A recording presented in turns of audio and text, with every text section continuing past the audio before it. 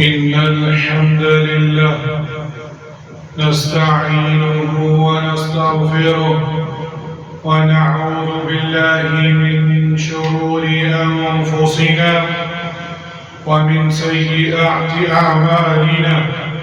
من يهد الله فلا مضل له ومن يضلل فلا هادي له.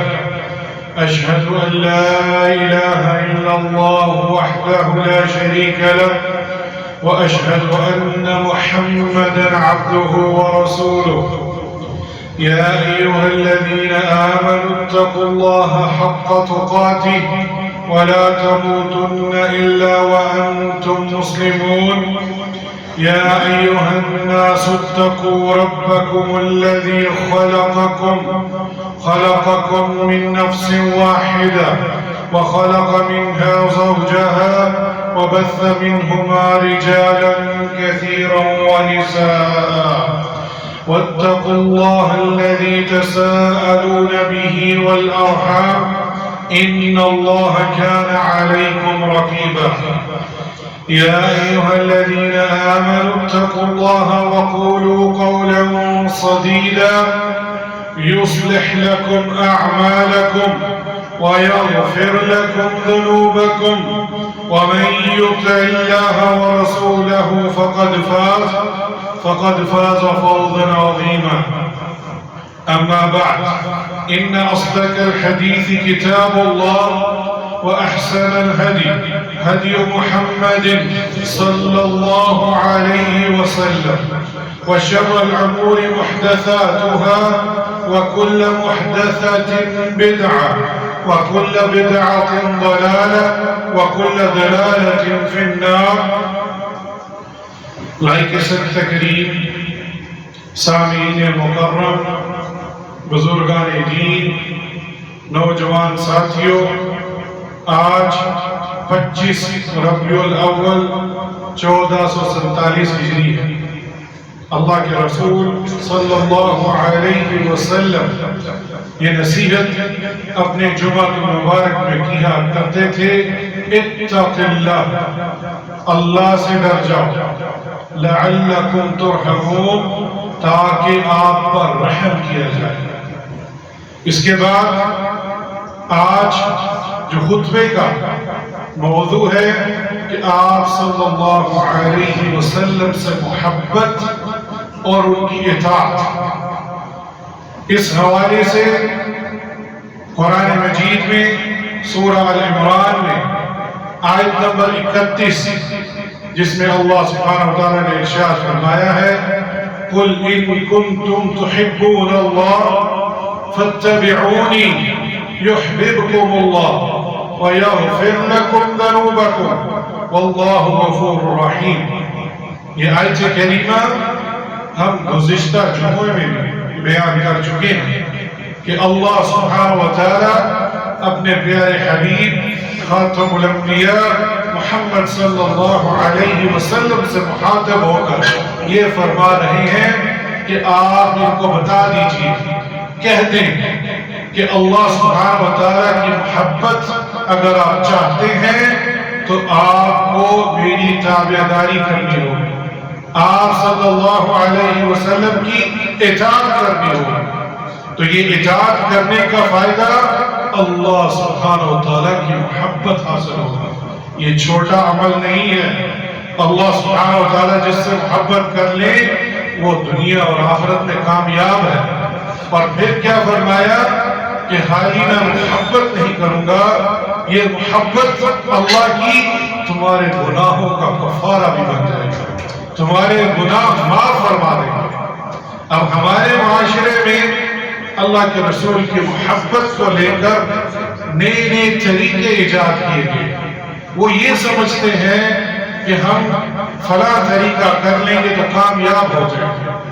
اسی آیت کی تفسیر کے اندر مفسرین بیان کرتے ہیں یہود و نصارہ، عیسائیوں کا اور یہودیوں کا دونوں کا دعویٰ تھا کہ ہمیں اللہ اور اللہ سبحانہ وتعالیٰ کو ہم سے محبت ہے. یہ انہوں نے دعویٰ کیا. بالخصوص عیسائیوں نے عیسیٰ ابن مریم علیہ السلام کو اللہ سبحانہ و تعالیٰ کی اولاد قرار دے دیا۔ وہ یہ سمجھ بیٹھے کہ اسلام کی تعظیم اور محبت یہی ہے کہ آپ انبیاء کرام و رسل کو غلو کر کے ان کو الوہیت تک پہنچا دیں۔ الوہیت بولتے ہیں توحید الوہیت کہ عبادت کے لائق صرف اللہ سبحانہ و تعالیٰ، اس کے علاوہ اور کوئی عبادت کے لائق نہیں۔ یہودیوں نے بھی عزیر علیہ السلام کو محبت میں ان کو اللہ کا بیٹا بنا دیا، جبکہ اللہ سبحانہ و تعالیٰ نے کہا نہیں۔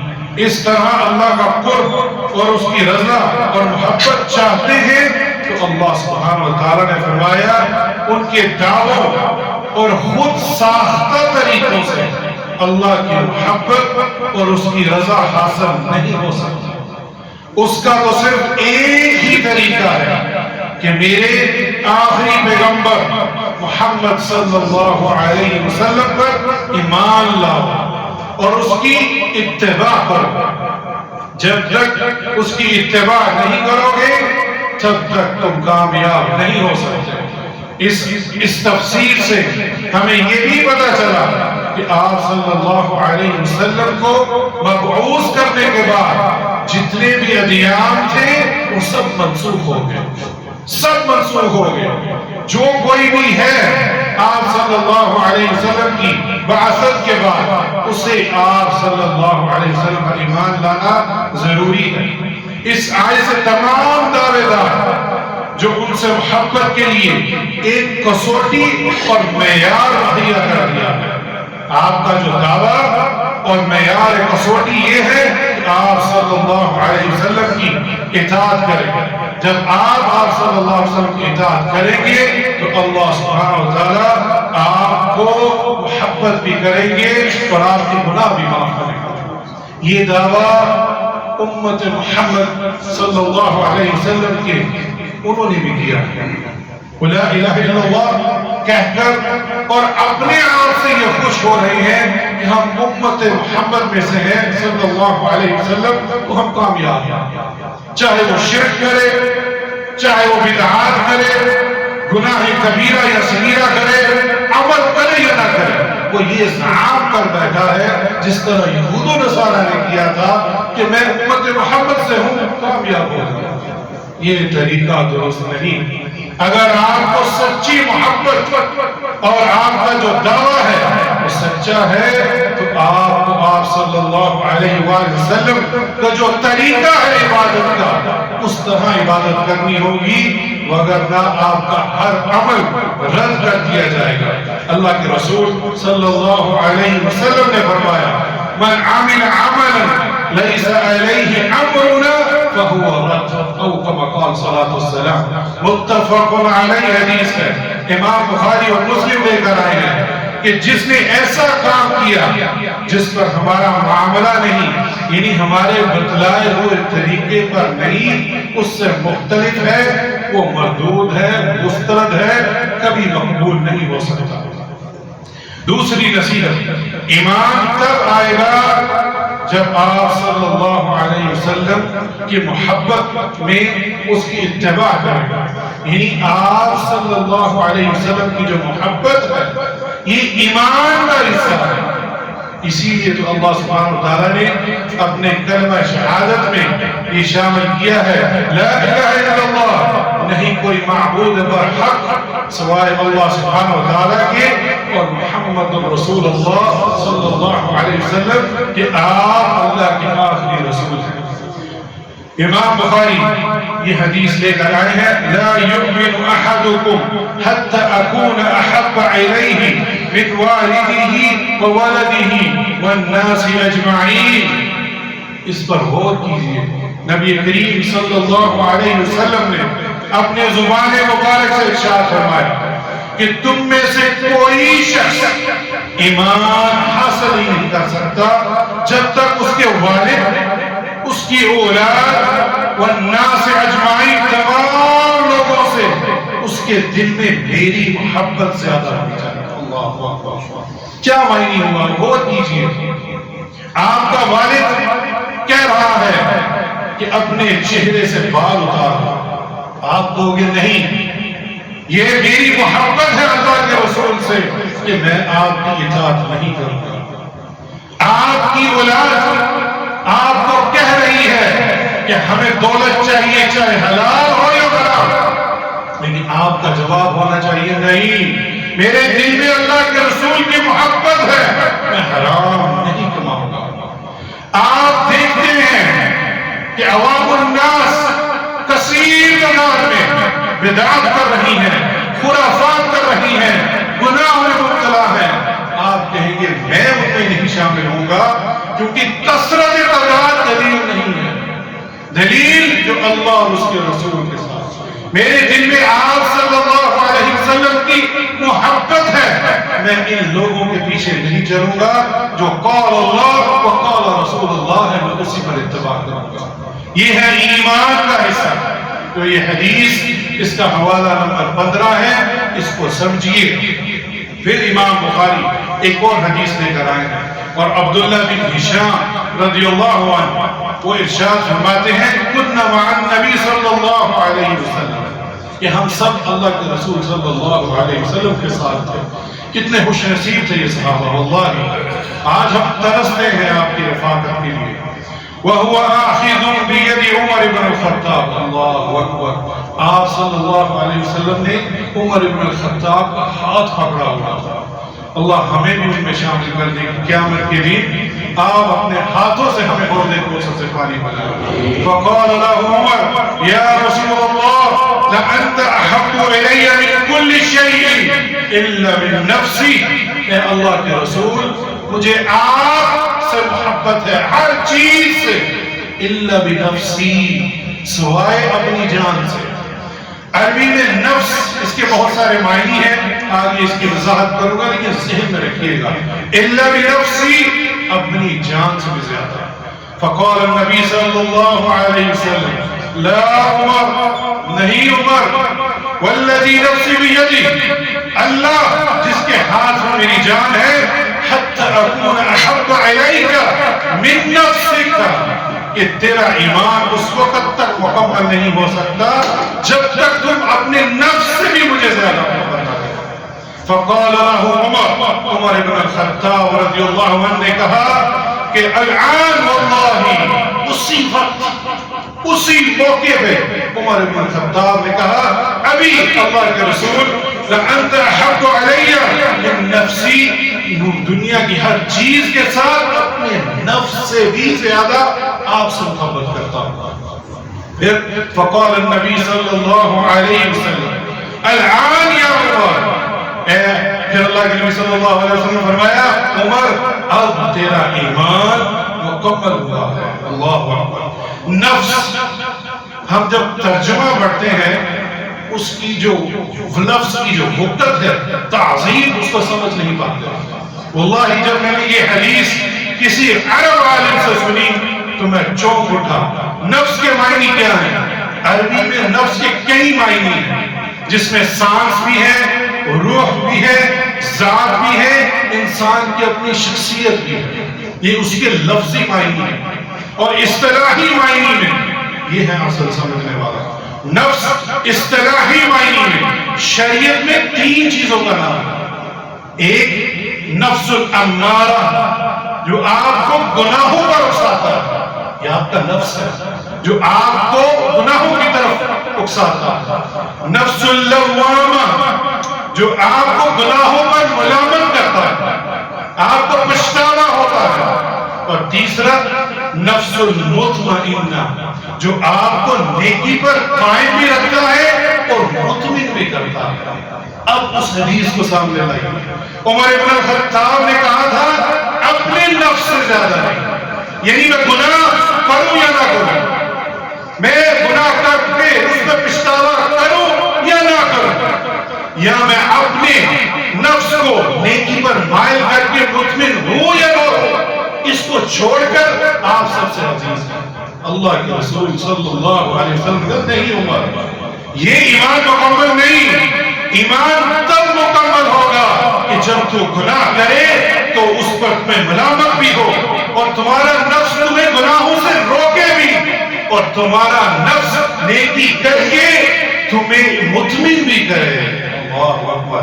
اپنے گریبانوں میں جان کے کیا ہمارے اندر اس نفس کی محبت ہے جو اللہ کے رسول صلی اللہ علیہ وسلم نے کہا تھا؟ ایک چھوٹی سی مثال دوں گا، برا مت بنائیے. ہمیں حکم ہے اپنی مونچھوں کو تراشو اور فاعف عن لحیہ، اپنی داڑھی کو چھوڑ دو. ہمارا نفس کہتا ہے نہیں، میں اپنے چہرے پہ بال کیوں اگاؤں؟ اب یہاں میرا اور آپ کا امتحان ہے.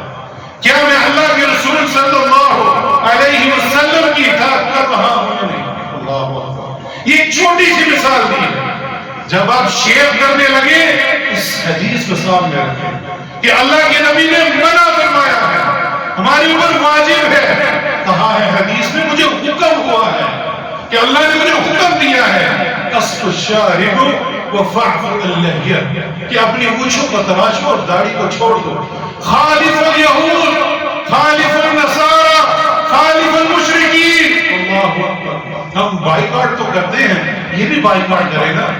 مخالفت کرے یہودیوں کی، عیسائیوں کی، مشرکینوں کی. تو یہاں ہم اس پر ایمان نہیں لاتے. یہ ہے بنفسی جو عمر بن الخطاب نے ایک لمحے میں سمجھا اور اس پر عمل کیا.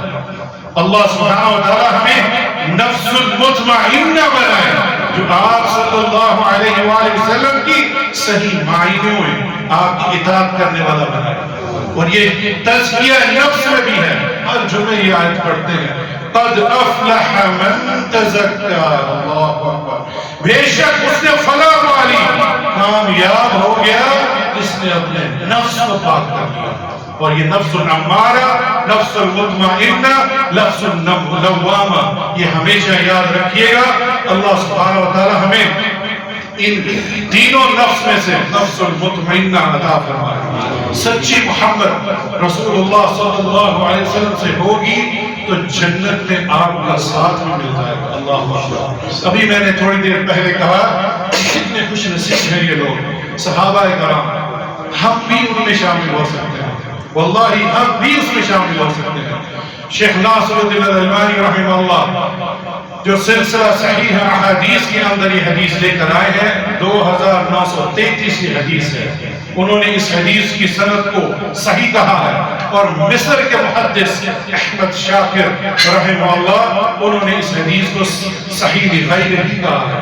ایک آدمی آپ صلی اللہ علیہ وسلم کے پاس آیا اور کہنے لگا، اے اللہ کے رسول، مجھے میری جان سے زیادہ آپ محبوب ہیں، مجھے میرے اہل سے بھی زیادہ پیارے. اپنی جان کا بھی بولا، اپنے اہل کا بھی بولا، میری اولاد سے بھی آپ زیادہ محبوب ہیں. جب میں اپنے گھر میں ہوتا ہوں تو آپ کی یاد ستاتی ہے، مجھ سے صبر نہیں ہوتا. اور میں کیا کرتا ہوں کہ فوراً آپ کے پاس چل آتا ہوں اور آپ کا دیدار کر لیتا ہوں. اللہ اکبر. لیکن میں یہ سمجھتا ہوں کہ قیامت کے دن جب میدان حشر کا فیصلے ہو جائیں گے، آپ صلی اللہ علیہ وسلم فردوس الاعلی اس مقام پر ہوں گے جو جنت العدن ہے، جس کو اللہ سبحانہ و تعالیٰ نے اپنے ہاتھوں سے بنایا ہے. اور میں اگر جنت میں داخل ہو گیا، میرا وہ مقام نہیں ہوگا. تو میں کیا کروں؟ اس طرف کو اس جنت میں کیسے پورا کروں؟ آپ صلی اللہ علیہ وسلم نے جواب نہیں دیا. کیوں؟ آپ جو بھی کہتے تھے وہ وحی ہوتا.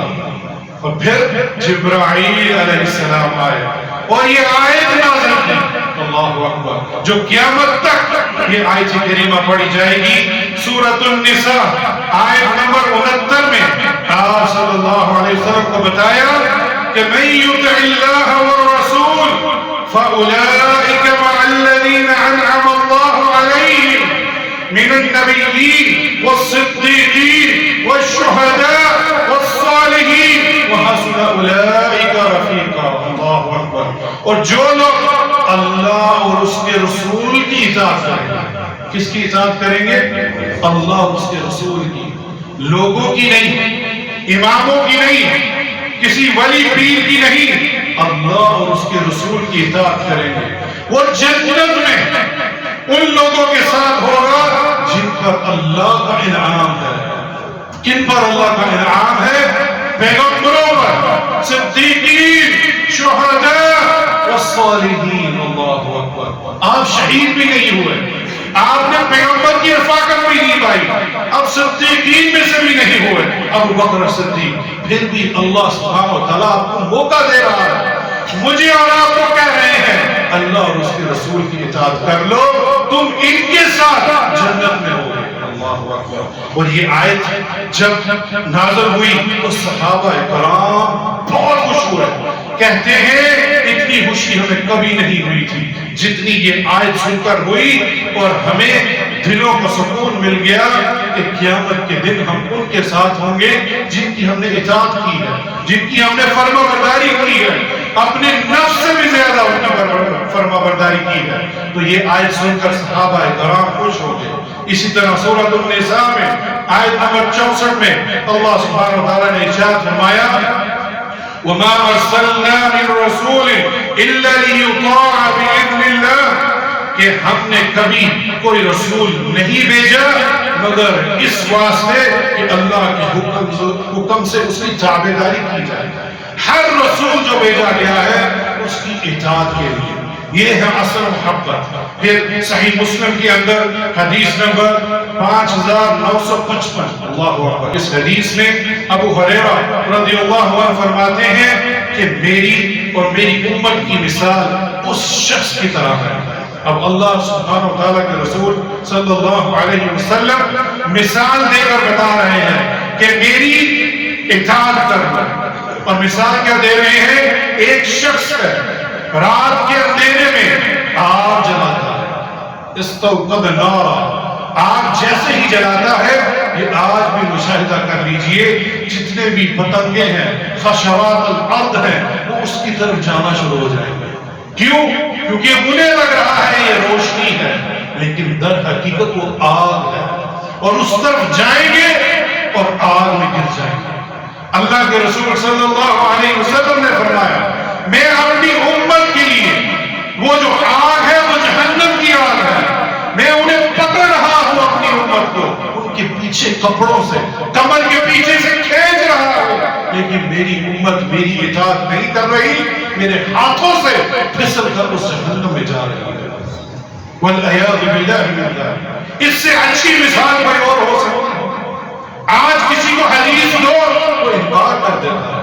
والعیاذ باللہ من ذلک. یہ اسی حدیث کے مطابق اللہ کے رسول اس کو پکڑ رہے ہیں, جہنم کی آگ سے بچا رہے ہیں, لیکن وہ اپنے آپ کو چھڑا کر جہنم میں گر رہا ہے. اس حدیث پر غور کیجئے تو یہ میرے اور آپ کے لیے ایک سبق ہے. نبی کریم صلی اللہ علیہ وسلم کا حکم آ جائے پھر کسی شخص کو اپنی ذاتی رائے کی کوئی حیثیت نہیں رہتی. اللہ اکبر. سورۃ الاحزاب کے اندر اللہ سبحانہ و تعالیٰ نے ارشاد فرمایا وَمَا كَانَ لِمُؤْمِنٍ وَلَا مُؤْمِنَةٍ إِلَّا قَضَى اللَّهُ وَرَسُولُهُ أَمْرًا أَن يَكُونَ لَهُمُ الْخَيْرَاتُ مِنْ أَمْرِهِمْ وَمَن يَعْصِ اللَّهَ وَرَسُولَهُ فَقَدْ ضَلَّ ضَلَالًا مُبِينًا. سورۃ الاحزاب آیت نمبر 36. یہ حوالے میں پہلے نہیں پیش کرتا تھا, صرف آیت بتا دیتا تھا, لیکن ابھی بتانے کا مقصد ہے آپ گھر جا کے دیکھ لیں, میری بات کی تصدیق کریں, کیا میں صحیح بول رہا ہوں یا نہیں. غلط ہوں تو میری اصلاح کیجیے, اگر آپ غلط ہیں تو اپنی اصلاح کیجیے. اس آیت میں اللہ سبحانہ وتعالیٰ نے کیا فرمایا, کسی مومن مرد اور عورت دونوں کا نام لیا. اللہ اکبر. اور اس سے پتا چلا کہ کسی بھی جان کو آپ کی اللہ اور اس کے رسول کا جب فیصلے کے بعد اپنے کسی عمل کو اختیار کرنا باقی نہیں رہتا. جب اللہ اور اس کے رسول نے فیصلہ کر دیا ہے مومن مرد اور مومن عورت کو کوئی اختیار حاصل نہیں تو اپنی رائے پیش کرے. یاد رکھو اللہ تعالیٰ اور اس کے رسول کی جو بھی نافرمانی کرے گا وہ صریح گمراہی میں پڑے گا. اللہ اکبر. یہ شان نزول کس کے لیے آیا ہے؟ زید بن حارث رضی اللہ عنہ. وہ غلام تھے, اللہ کے رسول صلی اللہ علیہ وسلم نے آزاد کیا اور اپنا بیٹا بنایا, اور بعد میں اسے منسوخ کر دیا کہ یہ میرا بیٹا نہیں, اور زینب رضی اللہ عنہ سے اس کی شادی کا حکم دیا. اب زینب رضی اللہ عنہ ایک اعلیٰ حسب و نسب کی تھی. اللہ اکبر. ان کا معیار مکہ میں ایک اعلیٰ نسب تھا. انہوں نے کہا میں شادی کروں غلام سے؟ یہ ہو نہیں سکتا۔ پھر یہ آیت نازل ہوئی کہ کسی مومن مرد اور عورت پہ اختیار نہیں جب اللہ اور اس کے رسول کا فیصلہ آ جائے اس پہ نافرمانی کرے اور اپنی رائے پیش کرے۔ اسی وقت اسی لمحے زینب رضی اللہ عنہا نے ان کا آپ کا حکم کو قبول کیا اور زید کے ساتھ شادی ہوئی۔ کیا میرا اور آپ کا یہ رویہ ہے؟ اپنے گریبان میں جان کیے کیا میرے سامنے پر حدیث آ جائے اور اس کا حوالہ بھی ہو، کتابوں میں صحیح سند کے ساتھ موجود ہو، کیا ہم اپنی رائے بدلتے ہیں؟ واللہ کثیر تعداد نہیں بدلتے الا ماشاء اللہ۔ اللہ سبحانہ وتعالی ہمیں ان میں شامل کرے جب آپ اللہ کا اور اس کے رسول کا حکم آ جائے اس کو اسی لمحے قبول فرمائے۔ اقول ما تسمعون واستغفر اللہ لی ولکم من كل ذنب فاستغفروه انه هو الغفور الرحیم۔ الحمد للہ والصلاة والسلام على رسول اللہ، اما بعد۔ اللہ کے رسول صلی اللہ علیہ وآلہ وسلم کی اطاعت در حقیقت اللہ کی اطاعت ہے۔ اللہ سبحانہ وتعالیٰ نے ارشاد فرمایا من یطع الرسول فقد اطاع اللہ۔ اللہ اکبر۔ جس نے رسول اللہ صلی اللہ علیہ وسلم کی اطاعت کی در حقیقت اس نے اللہ سبحانہ وتعالیٰ کی اطاعت کی۔ ومن تولى، جس نے منہ پھیر لیا، فما ارسلناک علیہم حفیظا، آپ صلی اللہ علیہ وسلم کو آپ لوگوں کے اوپر نگہبان بنا کر نہیں بھیجا۔ یہاں غور کیجیے، جو یہ زعم کر بیٹھے ہیں ہم امت محمد صلی اللہ علیہ وسلم سے ہیں اور شرک بھی کریں، بدعات بھی کریں، گناہ کبیرہ صغیرہ بھی کریں، اعمال بھی صالح نہ کریں، تو آپ صلی اللہ علیہ وسلم نگہبان نہیں ہیں، وہ آپ کو بچا نہیں سکتے۔ اللہ اکبر۔ اور یہ ہمارے لیے لمحہ فکریہ ہے۔ پھر کیا ارشاد فرمایا ایک اور حدیث، کل امت یدخلون الجنہ الا من ابا، میری امت میں سے کل امتی، اپنی امت کے بارے میں یدخلون الجنہ الا من ابا، سب داخل ہو جائیں گے جس سوائے اس کے جس نے میری نافرمانی کی۔ صحابہ اکرام نے بولا یا رسول اللہ ومن یأبى، یہ کیسے ممکن ہے؟ آپ صلی اللہ علیہ وسلم نے فرمایا قال من اطاعنی، جو میری اطاعت کرے گا دخل الجنہ، وہ جنت میں جائے گا، ومن عصانی، اور جس نے میری اطاعت نہ کی چھوڑ دیا گیا وہ جنت نہیں جا سکتا۔ والعیاذ باللہ من ذلک، صحیح بخاری حدیث نمبر 7280۔ اس سے بڑھ کر اور کیا بات ہو سکتی ہے؟ مجھے اور آپ کو اپنی اصلاح کرنی ہے کہ ہم واقعتاً حقیقت میں اللہ اور اس کے رسول کی اطاعت کرتے ہیں کہ نہیں۔ اگر کرتے ہیں تو یہ سچی محبت ہے، یہ اس کی علامت ہے۔ آپ کی ظاہری بھی اور پوشیدہ بھی، ظاہری اور باطنی دونوں ایک ہونی چاہیے۔ اور پھر اگر نہیں کرتے تو ابھی بھی وقت ہے کہ ملک الموت سے آنے سے پہلے اپنی اصلاح کر لیجئے۔ ان اللہ وملائکتہ یصلون علی النبی یا ایھا الذین آمنوا صلوا علیہ وسلموا تسلیما۔ اللهم صل على محمد وعلى آل محمد كما صليت على إبراهيم وعلى آل إبراهيم إنك حميد مجيد۔ اللهم بارك على محمد وعلى آل محمد كما باركت على إبراهيم وعلى آل إبراهيم إنك حميد مجيد۔ اللهم اشف مرضانا ومرضى المسلمین، جتنے بھی مسلمان مرد اور عورتیں ہیں بیمار ہیں یا اللہ ان کو شفا کاملہ اور عاجلہ عطا فرما۔ میرے والد محترم بھی بیمار ہیں، اللہ سبحانہ وتعالیٰ نے اپنی رحمت سے شفا کاملہ اور عاجلہ عطا فرمائے۔ جتنے بھی لوگ ہسپتالوں میں ہیں یا اللہ ان کو شفا کاملہ اور عاجلہ عطا فرما۔ جو پریشان ہیں ان کی پریشانی کو دور فرما، جو رزق سے پریشان ہے یا اللہ ان کو وافر رزق عطا فرما، جو اولاد سے پریشان ہے یا اللہ نے نیک اور صالح اولاد عطا فرما، یا اللہ جو وفات پا چکے ہیں ان کی قبروں کو جنت کا باغ بنا دے۔ اللہم اغفر للمؤمنین والمؤمنات والمسلمین والمسلمات الاحیاء منهم والاموات اللهم إنك عفو تحب العفو فاعف عنا. ربنا إننا آمنا فاغفر لنا ذنوبنا وقنا عذاب النار. اللهم إني أسألك الهدى والتقى والعفاف والغنى. اللهم اغفر لي ذنبي كله ودكه وجله وأوله وآخره وعلانيته وسره. اللهم انفعنا بما علمتنا وعلمنا ما ينفعنا وزدنا علما. ربنا آتنا في الدنيا حسنة وفي الآخرة حسنة وقنا عذاب النار. ربنا اغفر لي ولوالدي وللمؤمنين يوم يقوم الحساب. ربنا تقبل منا إنك أنت السميع العليم وتب علينا إنك أنت التواب الرحيم. عباد الله، إن الله يأمر بالعدل والإحسان وإيتاء ذي القربى وينهى عن الفحشاء والمنكر والبغي ويعظكم لعلكم تذكرون. وأقيموا الصلاة.